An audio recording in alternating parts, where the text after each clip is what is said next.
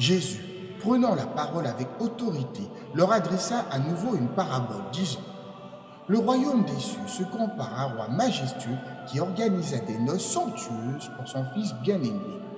Il envoya ses serviteurs appeler les invités triés sur le volet, mais ceux-ci refusèrent obstinément de venir.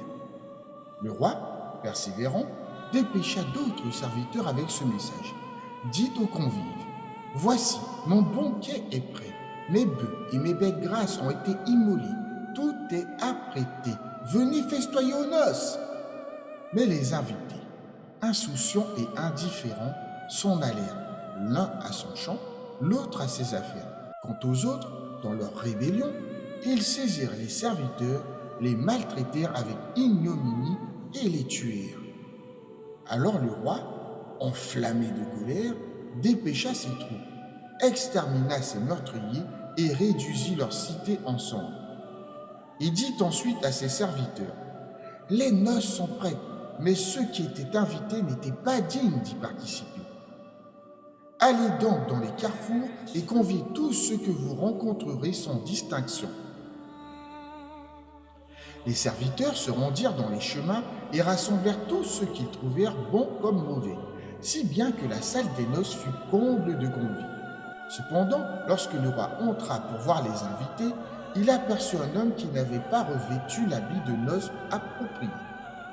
Il lui adressa ces paroles: Mon ami, comment es-tu entré ici sans vêtements de noces? Mais cet homme resta sans voix, incapable de répondre. Alors le roi déclara à ses serviteurs: Liez-lui les pieds et les mains et jetez-le dans les ténèbres extérieures, où règnent les pleurs et le grincement des dents. Car nombreux sont les appelés, mais rares sont les élus.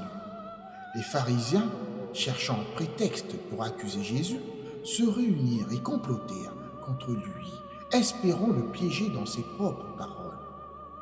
Ils envoyèrent auprès de lui quelques-uns de leurs disciples, accompagnés des Hérodiens, qui dirent: Maître, nous savons que tu es véridique et que tu enseignes le chemin de Yahweh en toute intégrité, sans favoritisme, car tu ne te laisses pas influencer par l'apparence des hommes.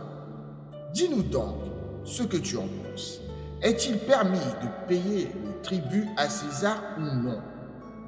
Jésus, percevant leur perfidie, répondit: Hypocrite, pourquoi me mettez-vous à l'épreuve? Montrez-moi la pièce de monnaie utilisée pour le tribut. Ils lui présentèrent alors un denier. Il leur demanda: De qui cette effigie et cette inscription portent-elles le nom? Ils répondirent: De César.